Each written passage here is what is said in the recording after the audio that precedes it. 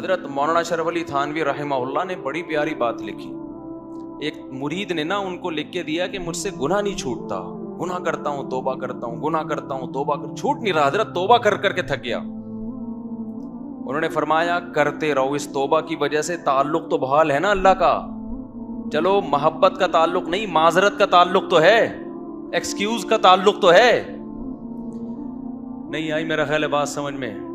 ایک تعلق ہوتا ہے اطاعت کا تعلق, فرما برداری کا تعلق. اصل تو یہ تعلق ہے کہ آپ اللہ کے فرما بردار بن کے رہیں.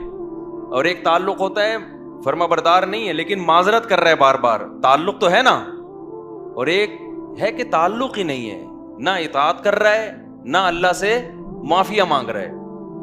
آج مسلمان کا بہت بڑا مسئلہ کیا ہے کہ اللہ کو اس نے اپنی ڈکشنری سے نکالا, اب چند رسومات میں تو اللہ رہ گیا ہے, چند رسومات میں, لیکن ایسا مضبوط تعلق نہیں ہے کہ یہ اللہ آپ کو ڈپریشن سے نجات دے دے, یہ اللہ آپ کی ٹینشنیں دور کر. دیکھو جب آپ ٹینشن میں ہوتے, کوئی محبوب دوست مل کے آپ کے ساتھ ٹینشن شیئر کر لے تو آپ کو خوشی ہوتی ہے نا, آپ کہتے ہیں یار تمہاری وجہ سے میرا غم کیا ہو گیا ہے, ہلکا ہو گیا ہے. تو اللہ کی وجہ سے غم ہلکا کیوں نہیں ہو رہا؟ اس کا مطلب اللہ دوست ہی نہیں ہے, تعلق ہی نہیں ہے اللہ سے. تو خوب سمجھ لو رمضان اللہ نے کیوں دیا؟ اللہ سے تعلق پیدا کرنے کے لیے. جتنی عبادتیں ہیں بھائی تم اللہ سے کوئی دوستی لگاؤ, راز و نیاز کیا کرو اللہ تعالیٰ سے. تو اللہ سے جو دوستی ہے نا اور تعلق ہے, اس میں سب سے زیادہ پاورفل چیز کیا ہے؟ وہ ہے دعا. آج میں نے دیکھا ہے لوگ نماز پڑھ لیتے ہیں کسی نہ کسی درجے میں, تلاوت کر لیتے ہیں کسی نہ کسی درجے میں, صدقات و خیرات بھی ٹوٹے ویسے تو نہیں ہو رہے جیسے ہونے چاہیے, لیکن چلو ٹوٹے پھوٹے صدقات و خیرات بھی ہو جاتے ہیں. عمرہ بھی کر لیتے ہیں, پیسہ اللہ دے دے, حج بھی کر لیتے ہیں, اللہ سے مانگنے کا شوق ختم. بس ایک فارمیلٹی پوری ہوتی ہے اجتماعی دعاؤں میں, اجتماعی دعائیں ہوتی ہیں نا, اس میں آ رہے ہیں اب تو بینر بھی لگ رہے ہوتے ہیں ہمارے یہاں رو رو کے دعائیں مانگی جائیں گی. یعنی یہ بھی ایک انٹرٹینمنٹ کا ذریعہ بن گئی یہ چیز. میں کسی کی نیت پہ شبہ نہیں کر رہا, ٹی وی میں پروگرام دیکھ لو پہلے, کئی اب پتہ نہیں آ رہے ہیں کہ نہیں آ رہے, باقاعدہ ٹھیے لگ رہے ہیں, ٹھیک ہے نا, اور پورا ایک انٹرٹینمنٹ ہو رہی. پورے سال خدا کے سامنے کبھی آنسو بہانے کا موقع کی توفیق نہیں ہوتی, گڑ گڑانے کی توفیق نہیں ہوتی. بہت بڑی دل کے اجڑنے کی دلیل ہے. تو جتنے یہاں پر لوگ بیان سننے آئے ہوئے ہیں, اعتکاف میں آئے ہوئے ہیں, نیت کریں کہ اس دل جس میں وحشت پیدا ہو چکی ہے اللہ سے, دل کی اس وحشت کو ختم کرنا ہے. میں جب حضرت مفتی رشید احمد صاحب رحمہ اللہ سے بیعت ہونے کے لیے گیا تو حضرت نے ہمیں کچھ معمولات بتائے. وہ معمولات آپ نے نہیں کرنے ہیں. آپ کہیں وہ کون سے معمولات ہیں, وہ میں بھی بتاتا ہوں, لیکن وہ آپ کے کرنے کے نہیں ہے. اس کی وجہ بھی بتاؤں گا کیوں نہیں ہے. تو حضرت نے فرمایا کہ رات کو کسی بھی وقت قبلہ رخ ہو کے بیٹھ جایا کریں, جیسے بیٹھنا سہولت سے ممکن ہو, یعنی جس پوزیشن میں بیٹھنے میں سہولت. پھر کیا کرنا ہے؟ 10 دفعہ درود شریف پڑھنا ہے نبی صلی اللہ علیہ وسلم کے احسانات کو سوچ کے. پھر 10 دفعہ استغفار پڑھنا ہے اپنے گناہوں کو یاد کر کے. اور پھر ایک مراقبہ کرنا ہے. مراقبہ کیا کہ اگر آپ کسی جگہ خوبصورت باغیچہ لگانا چاہتے ہیں, خوبصورت پھول لگانا چاہتے ہیں, پھلدار درخت لگانا چاہتے ہیں, تو پہلے وہاں سے جھاڑیاں صاف کرنی پڑیں گی کہ نہیں کرنی پڑیں گی؟ بولو نا. خواتین خوب غور سے بیان سنیں. آج کل خواتین میں بھی گھروں میں معمولات کا رواج ختم. موبائل آ گیا ہے ہاتھ میں. ہم اپنی دادیوں نانیوں کو دیکھتے تھے, مصلے سے محبت تھی ان کو. آج ہم عصر کے بعد نا بات کر رہے تھے کہ فٹنس, فزیکل فٹنس کی نا. مجھ سے اکثر لوگ آ کے پوچھتے ہیں نا آپ اتنے باریک کیوں ہیں, ٹھیک ہے, تو میں تو کچھ کوئی خاص نہ کوئی بہت زیادہ ایکسرسائز ہیں, پراٹھے وراٹھے پڑتا رہتا ہوں. تو میں بتا رہا تھا کہ پہلے زمانے کے لوگ تو کوئی ٹریننگ نہیں تھی, کوئی فزیکل فٹنس کی چیزیں نہیں تھی, پھر بھی فٹ تھے. تو مجھے اپنی دادی یاد آ رہی تھی.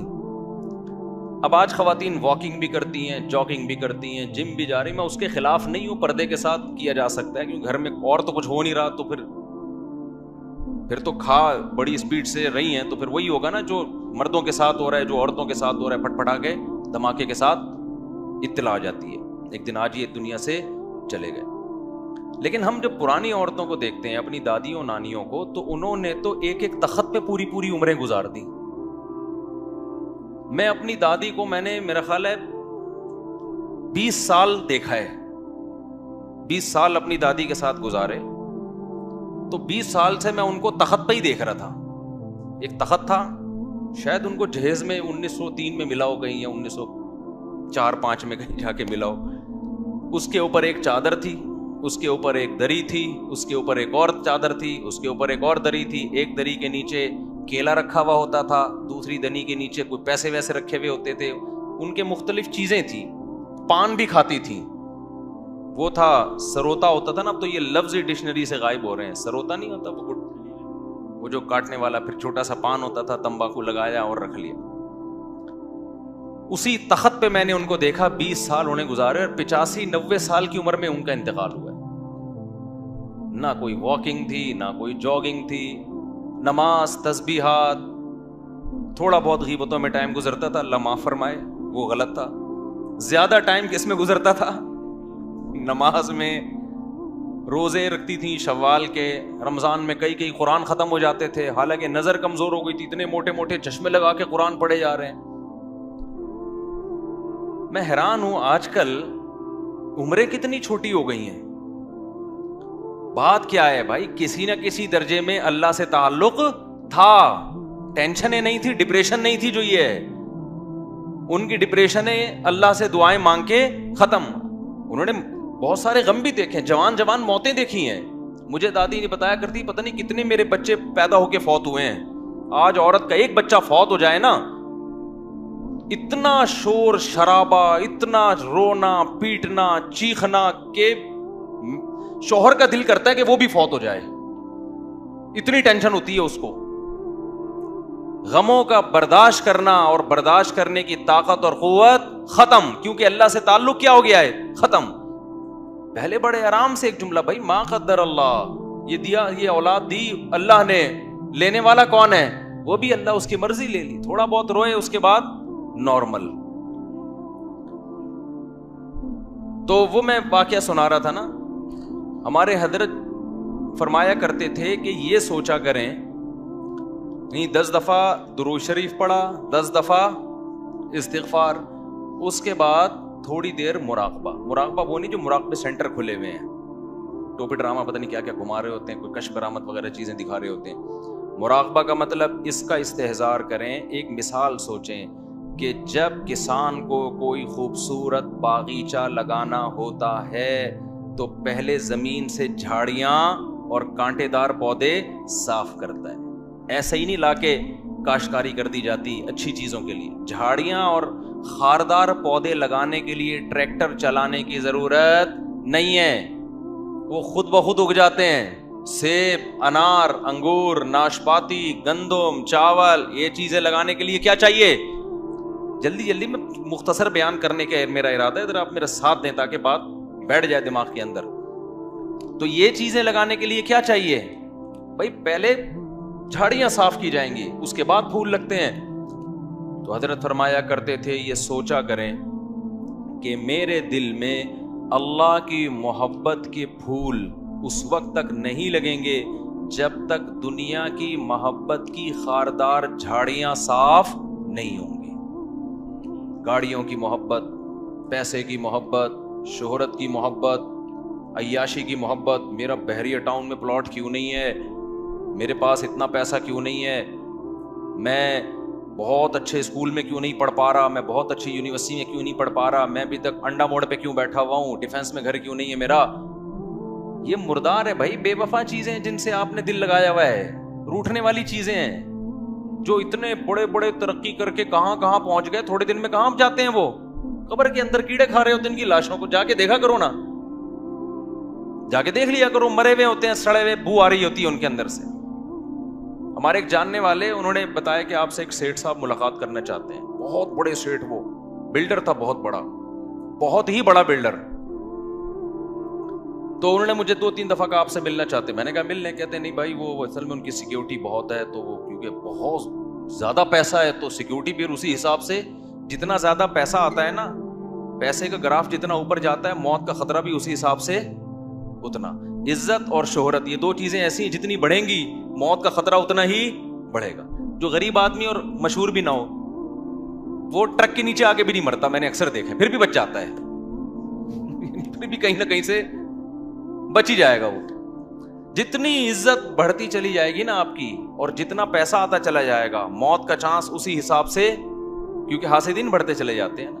تو انہوں نے مجھے بتایا کہ بھائی وہ اتنا پیسے والا بلڈر ہے، وہ یہ فلانا پروجیکٹ اس کا چل رہا ہے، فلانا پروجیکٹ اس کا چل رہا ہے، تو مفتی صاحب جانا پڑے گا، وہ بہت عقیدت مند ہے آپ کا، تو جانا پڑے گا۔ ایکچولی وہ بڑا پروٹوکول ہوتا ہے ان لوگوں کا۔ میں نے کہا چلو آپ اتنا اصرار کر رہے ہیں اور آپ کے تعلق ہے میرا، میں تو آپ کو جانتا ہوں، اس کو تو نہیں جانتا، آپ سفارش کرنے تو مل لوں گا۔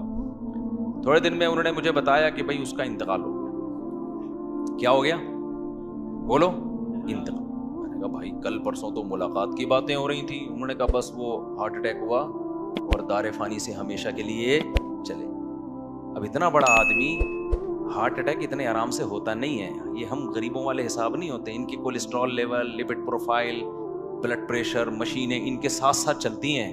غریب آدمی کو تو جب رگ پھٹتی ہے تو پتہ چلتا ہے، 6 مہینے بعد پتہ چلتا ہے کہ ہوا کیا تھا اس کے ساتھ، کیونکہ کوئی ٹیسٹ کوئی رپورٹ ہے اس کے پاس، بولو نا، ہوتی نہیں ہے۔ گٹکے کھا کھا کے منہ کے کینسر کو بھی چلاتے رہتے ہیں کئی سال تک۔ یہ گٹکے بھی غیر معیاری ہیں نا ان کے۔ تو یہ جو اتنا مالدار آدمی اچانک سے اس کی موت ہو گئی، تو آپ کا کیا خیال ہے یہ اچانک ہو گئی ہوگی؟ بھائی ان کو تو رپورٹیں ان کے پاس ہوتی ہیں، شوگر چیک کرنے کی مشینیں ہر وقت، 2-4 ڈاکٹر ہر وقت، پھر بھی اللہ بتاتا ہے جب موت کا وقت آتا ہے سیکنڈوں کے اندر موت دیتا ہوں میں اکثر ایک مثال میں بیان میں ایک مثال دیتا ہوں۔ دیکھو جتنے بھی پیغمبر دنیا سے گئے سے ہمیں یہی پتا چلتا ہے کہ جیسے نارمل کسی کی موت ہوتی ہے، بیمار ہوتے ہیں، بستر پہ جاتے ہیں، کچھ وقت کے بعد ان کی ڈیتھ ہو جاتی ہے۔ ہمارے نبی صلی اللہ علیہ وسلم کے ساتھ بھی ایسا ہوا، آپ کو بخار ہوا، چند دن بخار چلا، پھر اسی میں آپ صلی اللہ علیہ وسلم کی وفات ہوئی۔ لیکن سلیمان علیہ السلام کی وفات کا واقعہ بڑا عجیب ہے۔ سلیمان علیہ السلام جو تھے نا، ان کی وفات کیسے ہوئی ہے؟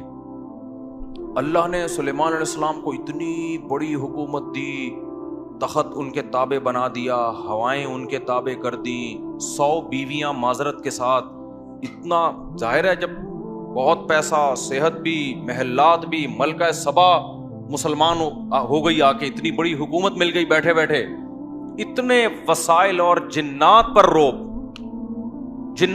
سلیمان علیہ السلام۔ اور قرآن کے الفاظ کیا ہے؟ فلما قضینا علیہ الموت، سلیمان علیہ السلام نے ایسے لاٹھی یوں رکھ کے بیٹھے ہوئے ہیں اور تعمیراتی کام کروا رہے ہیں۔ یہ جو احرام مصر ہے نا، کوئی بھروسہ نہیں ہے جنات نے بنایا، کیونکہ یہ عجائب دنیا کا ایک عجوبہ اسی وجہ سے ہے کہ سائنسدان اور ماہرین حیران ہیں کہ یہ بغیر جوڑ کے اتنی بڑی بڑی اینٹیں کون سی کرینوں نے لا کے یہاں رکھی ہیں۔ تو عین ممکن ہے جنات نے اٹھا کے پہاڑوں پہ رکھ دی ہوں۔ تو کوئی چیز کسی سے نہ اٹھ رہی ہو نا، وہ ایک ہاتھ، چلو یار پھر بیان میرا ہٹ جاتا ہے، پورا جو ٹاپک چینج ہو جاتا ہے۔ اچھا، تو لیکن سلیمان علیہ السلام کی موت کیسے ہوئی ہے؟ لاٹھی زمین پہ اور ایسے روپ کے ساتھ کرسی سے ٹیک لگا کے بیٹھے ہوئے اپنی نگرانی میں کام کروا رہے ہیں، مزدور لگے ہوئے ہیں ٹینشن میں، اور جنات بھی ٹینشن میں نا، محنت مزدوری کا کام کر رہے ہیں۔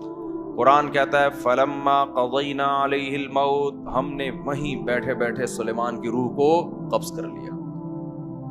انبیاء کے ساتھ معاملہ یہ ہوتا ہے کہ موت کے بعد پیغمبروں کا جسم خراب نہیں ہوتا، نہ ان کے جسم میں ذرہ برابر بھی کوئی تبدیلی آتی ہے، بالکل موت کے بعد ایسے لگتے ہیں جیسے زندہ ہیں، کوئی ان کے چہرے پہ تبدیلی نہیں آتی۔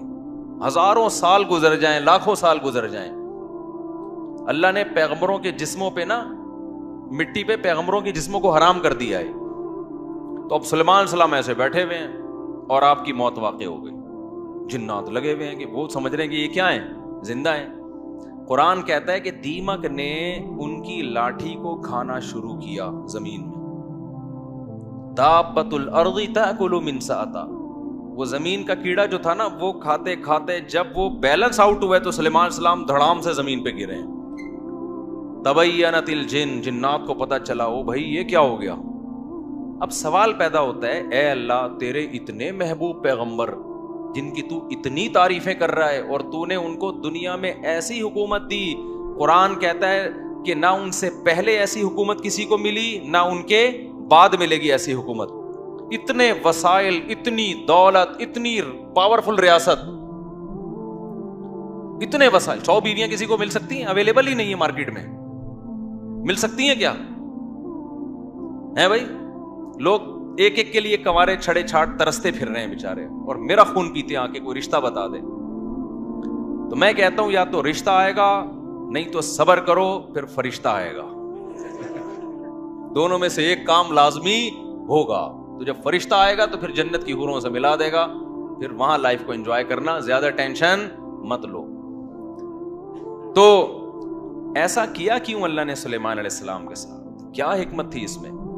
भाई अल्लाह ये बताना चाहता है कि ठीक है सुलेमान को मैंने खुश होके दुनिया दी है ना, लेकिन मैं तुम्हें ये बताना चाहता हूं कि ये दुनिया में किसी को नाराज होके दूं या खुश होके दूं, छीनने में चंद सेकंड भी नहीं लगते हैं। असल आखिरत है, जब सुलेमान को दुनिया इतनी दे दी अल्लाह ने और चंद सेकंड में पूरी दुनिया एक दम में वापस ले ली, तो मैं और आप किस खेत की मूली हैं? हम समझे जी मैंने अपना घर बनाया, अपना खुद मैंने दरवाजा लगाया इसमें, अब मैं किराए के घर पे नहीं रहता, अब ये मीटर भी मेरे नाम का है। इस पे इतरा रहे हैं आजकल लोग ना, मेरा अपना घर है कि किराए विराए पे नहीं रहते हम, मेरी अपनी गाड़ी है और रक्षे वाला मेरा रक्षा है, सिर्फ तुम। उसके पीछे लिखा होता है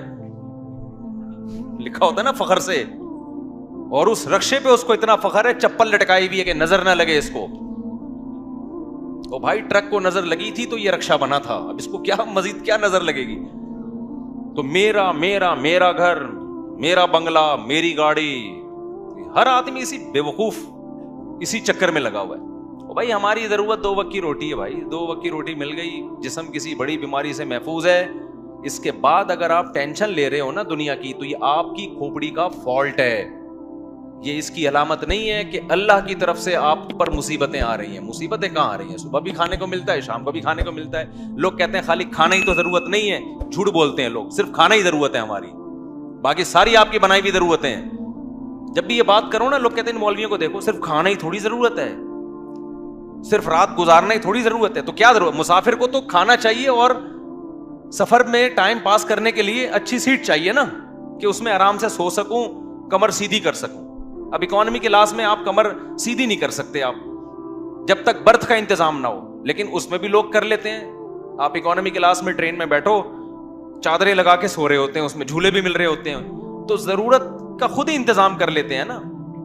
तो भाई हमें भी रात को सोने के लिए कोई सूटेबल जगह मिल जाए और सुबह और शाम हमारा पेट किसी तरीके से पूरा ना भी भरे, 1/3 भी भर जाए ना, जो जरूरी है बस बहुत है। उसके आगे सारी गरीबियां हैं, उन गरीबियों के मिलने पे खुश हुआ करो, लेकिन ना मिलने पे टेंशन ना लिया करो। ना मिलने पे अगर टेंशन हो रही है तो ये दुनिया मुर्दार के आशिक होने की अलामत है। और जिस दिल में दुनिया मुर्दार की मोहब्बत आएगी, अल्लाह की मोहब्बत का तो सवाल ही पैदा नहीं होता। ये 2 मोहब्बतें एक दिल में जमा नहीं हो सकती। तो इस गंद को पहले दिल से निकालना पड़ेगा, जेब से नहीं निकालो, दुनिया को दिल से निकालो। समझ रहे हो कि नहीं समझ रहे? जेब से का मतलब है सब कुछ लुटा दिया जाके, ना ना ना ना, दिल से निकालो। जैसे जब आप सफर करते हो ना ट्रेन में या बस में, तो दिल में उस ट्रेन और बस की मोहब्बत नहीं होती, लेकिन उसको इस्तेमाल बहरहाल कर रहे होते हो। आपके बाहर सहूलत की चीज है यार, पैसे ज्यादा होंगे तो जहाज में चला जाएगा आदमी, मोहब्बत थोड़ी करता है कि इतना अच्छा जहाज है तो मैंने यहीं बैठे रहना है, मुझे उठना ही नहीं यहां से। तो मैं वो बता रहा था, हमारे हजरत क्या फरमाया करते थे कि जब बैठो तो 10 दफा इस्तिग़फ़ार, गुनाहों की माफी, 10 दफा दुरूद शरीफ। फिर क्या करना है? ये बहुत अहम इसमें सबक है, इसलिए मैं ये बता रहा हूं कि क्या ये हमें नसीहत करते थे। फिर क्या करना है? ये मुराक़बा करना है कि जब तक किसी बागीचे से झाड़ियों को साफ न किया जाए, फूल बूटे उसमें पैदा नहीं होते। तो जब तक दिल में दुनिया के जो गटर और दुनिया کہ محبت کے جو گٹر ابل رہے، اس کو گٹر ہی کہا کرو. دنیا مردار کی محبت کی کیا یہ گٹر ہے. دنیا مردار کی محبت کے گٹر یہ جب تک بند نہیں ہوں گے اللہ کی محبت کے چشمے نہیں پھوٹیں گے. ایک ہی سوراخ سے گٹر کا پانی بھی نکل رہا ہو اور چشمہ بھی نکل رہا ہو، کبھی دیکھا آپ نے؟ بولو نا کیا ہو گیا بھائی؟ جس سوراخ سے چشمے نکلتے ہیں ان سے گٹر کے پانی نہیں نکلتے، اور جن سوراخوں سے کراچی میں تو الحمدللہ یہ مثال سمجھانے کی ضرورت ہی نہیں ہے، ہر سوراخ سے گٹر کا پانی نکل رہا ہے. تو کبھی آپ نے دیکھا چشمے ابلتے ہوئے کراچی میں؟ تو جس دل میں دنیا مردار کے گٹر کا پانی ابلتا ہو اس دل میں اللہ کی محبت کے چشمے نہیں پھوٹ سکتے. تو یہ حضرت فرماتے تھے یہ مثال سوچیں. کیوں سوچیں؟ آگے بتا رہا ہوں میں. پھر ایک اور مثال سوچیں، اور یہ ہمارے سب اکابر بتاتے رہے ہیں، صرف ہمارے حضرت کی بات نہیں ہے. دوسری کیا مثال؟ کہ جب سفید کپڑوں کو نیل لگایا جاتا ہے اس میں چمک پیدا کرنے کے لیے، تو پہلے میل کچیل کو صاف کیا جاتا ہے. ڈائریکٹ نیل نہیں لگا دیا جاتا ورنہ عجیب سا لگے گا. پہلے اس کا میل اتارا جاتا ہے، اس کے بعد اس میں برائٹنس پیدا کرنے کے لیے، اٹریکشن پیدا کرنے کے لیے، اس گند اور میل کچیل کو دور کرنے کے بعد پھر اس کو نیل کے پانی میں ڈبویا جاتا ہے. پھر کیسا اجلا اجلا اور چمکتا ہوا نظر آتا ہے وہ.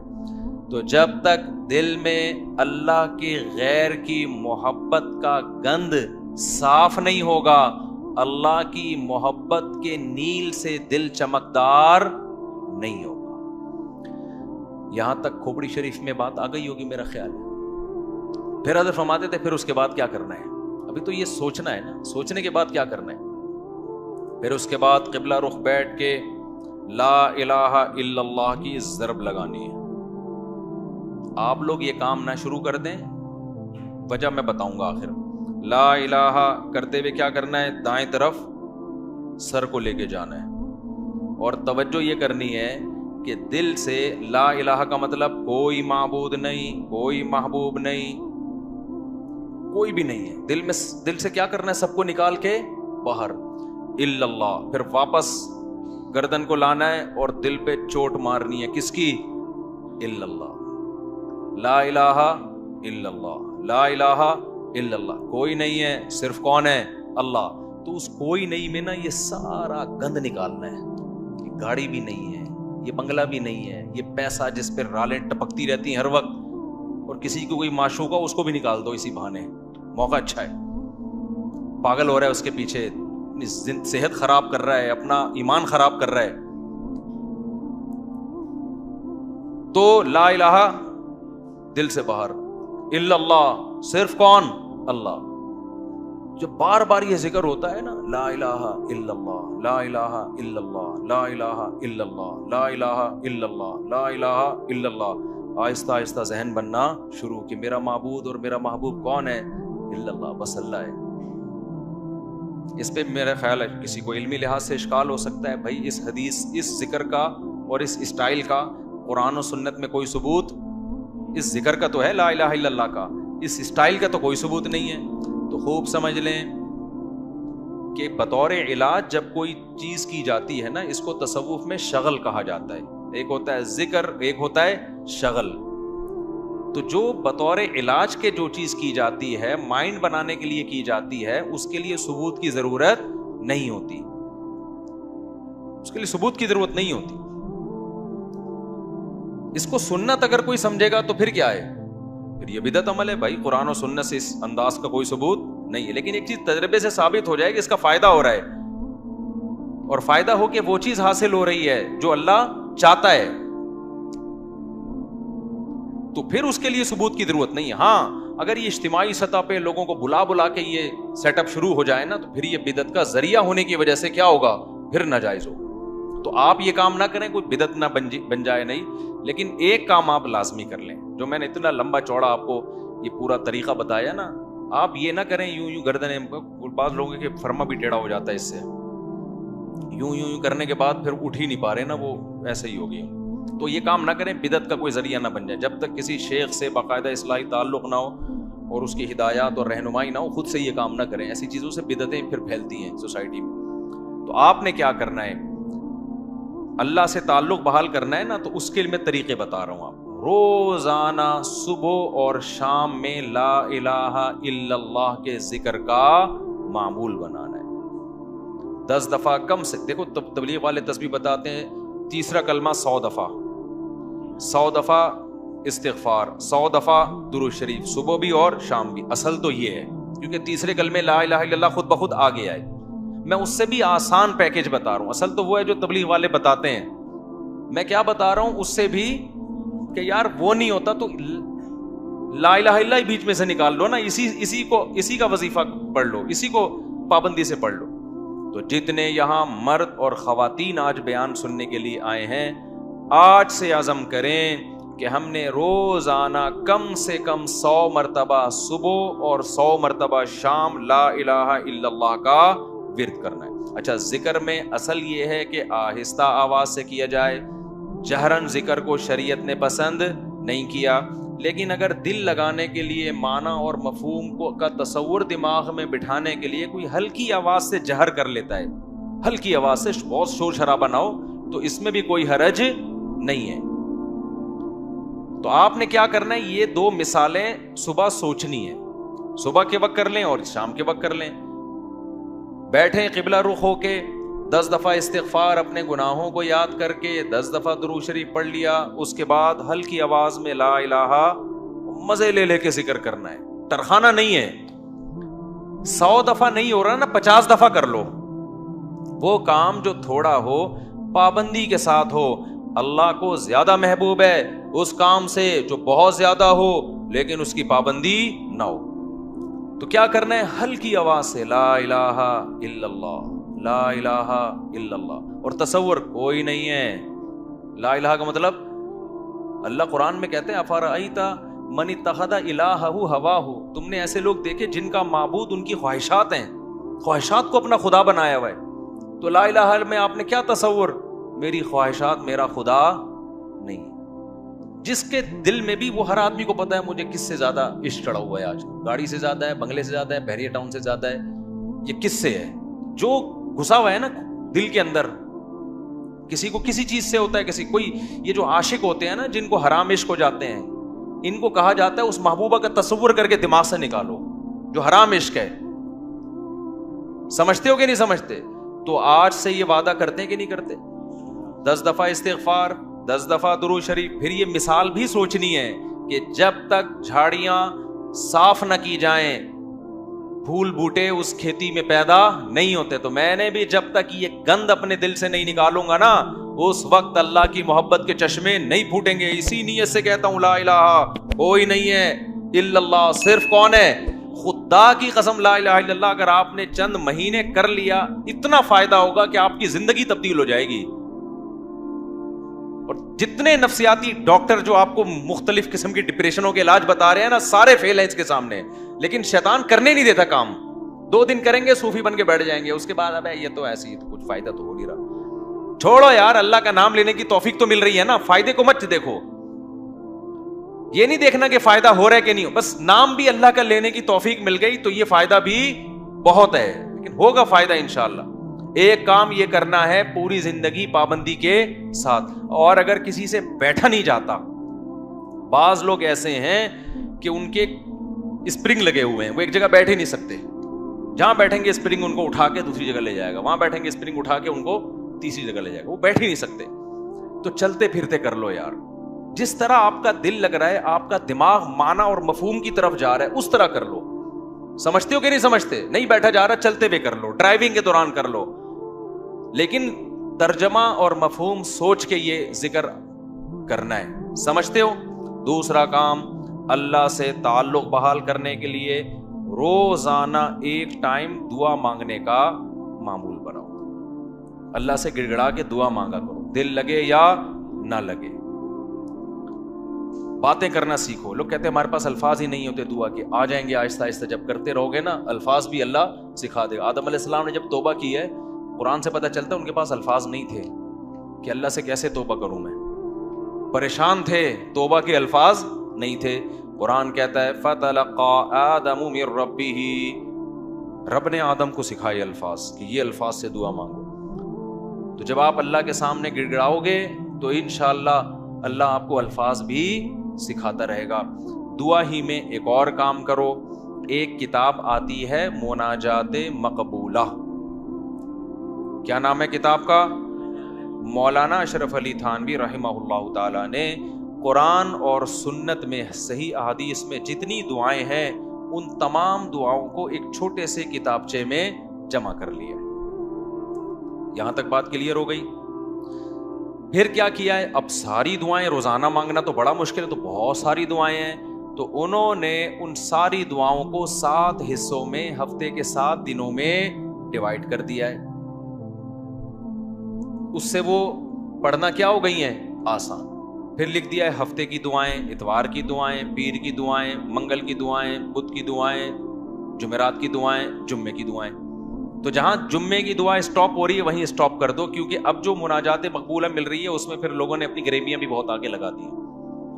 تو آپ نے یہاں میرا خیال ہے میں نے ساتھیوں سے کہا تھا رکھوائیں مناجات مقبولہ, کوئی بزنس نہیں ہے. پتا چلا مفتی صاحب منجن بیچ رہے ہیں, اپنی کتابیں بیچ بغیر پروفٹ کے, یہاں میرا خیال ہے مل جائیں گے.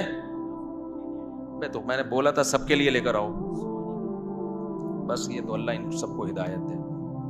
کل سے میں چیخ رہا ہوں کہ لوگ زیادہ ہوں گے, مناجات مقبولہ بہت زیادہ تعداد میں ہونی چاہیے تاکہ سب لوگ خریدیں. جی چلیں, آپ یہاں 150 ہوں گے اعتکاف والوں کے لیے, لیکن کسی کو فری پھوکٹ میں نہیں دینا ہے. فری والا کام ہمیشہ اس کا کوئی فائدہ نہیں ہوتا, پیسے خرچ کر کے لینی ہے, کوئی پروفٹ نہیں ہے. باقی لوگ بنوری ٹاؤن سے بھی ملتی ہے, ہر جگہ سے مل جاتی ہے, ٹھیک ہے نا. وہ کتاب خواتین بھی رکھیں, مرد حضرات بھی گھر میں رکھیں. اس سے فائدہ کیا ہوگا؟ ویسے الگ سے بھی دعا ہاتھ اٹھا کے اخپل طریقے سے مانگے, رٹے رٹائے الفاظ نہ ہو, آپ کے اپنے الفاظ ہوں. اور دوسرا, اس دعا کو بھی روزانہ پڑھنے کا معمول بنائے. اس سے فائدہ کیا ہوگا؟ اس میں قرآن و سنت کی جتنی دعائیں, پیغمبروں کی دعائیں ہیں, اللہ نے جو دعائیں ہمیں خود سکھائی ہیں, وہ ساری ایک ہفتے میں آپ مانگ لو گے. تو یہ کوئی کم فضیلت ہے؟ بہت بڑی فضیلت ہے. اور پھر ایک اور خاندانی فائدہ ہوگا, جب آپ وہ پابندی سے پڑھنے کا معمول بناؤ گے نا, تو 6-7 مہینے, سال کے بعد جا کے وہ ساری دعائیں آپ کو یاد ہونا شروع ہو جائیں. ایک وقت آئے گا آپ کے سینے میں دعاؤں کا بہت بڑا ذخیرہ ہوگا. تو معمول بناؤ گے کہ نہیں بناؤ گے؟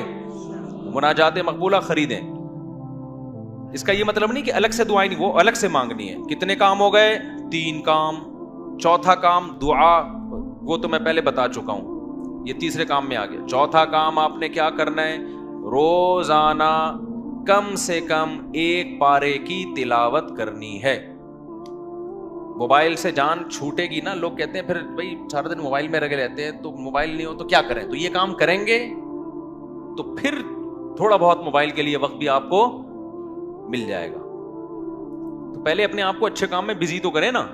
تو کیا کرنا ہے؟ روزانہ 1 پارہ قرآن کی تلاوت. اگر آپ اٹک اٹک کے پڑھتے ہیں, 1 پارہ پڑھنا بہت مشکل ہے, تو ٹائم کر لیں آپ کہ میں روزانہ آدھا گھنٹہ قرآن مجید کی تلاوت کروں گا. یہ بھی مشکل لگ رہا ہے تو زیادہ فنٹر بننے کی ضرورت نہیں ہے, آپ کہیں 25 منٹ کروں گا. یہ بھی مشکل لگ رہا ہے تو کوئی بات نہیں, 20 منٹ پہ لے آئیں. یہ بھی مشکل لگ رہا ہے 15 منٹ پہ لے آئیں. یہ بھی مشکل لگ رہا ہے آپ پہلے صرف 10 منٹ میں تلاوت کروں. کوئی ٹینشن کی زیادہ کے چکر میں نہ پڑیں. شیطان کیا کہتا ہے, تو بہت نیک آدمی, یہ 10 منٹ سے کیا ہوتا ہے, سارا مسئلہ یہاں سے خراب ہوتا ہے. آپ 10 منٹ بیٹھ جاؤ قرآن لے کے. وہ 10 منٹ جو پابندی کے ساتھ ہو, اس 2-3 گھنٹے کی تلاوت سے بہتر ہے جس میں 2 دن بہت بڑا ولی اللہ بنا ہوا ہے, اس کے بعد مارکیٹ سے شارٹ ہو گیا.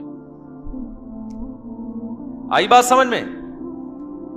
تو روزانہ کیا کرنا ہے؟ تلاوت کا معمول بنانا ہے. کتنے کام ہو گئے؟ 4. 5واں کام کیا کرنا ہے آپ نے؟ دیکھو قرآن میں تہجد کی اتنی زیادہ فضیلت اللہ نے بیان کی ہے نا, کہ ایسا لگتا ہے کہ جو جنت میں جائیں گے وہ تہجد تو پڑھتے ہی ہوں گے لازمی. یعنی قرآن سے ایسا لگتا ہے, کہیں بھی ایسا نہیں ہے کہ جنتیوں کی صفت بیان کی اور تہجد کا اس میں تذکرہ نہ ہو.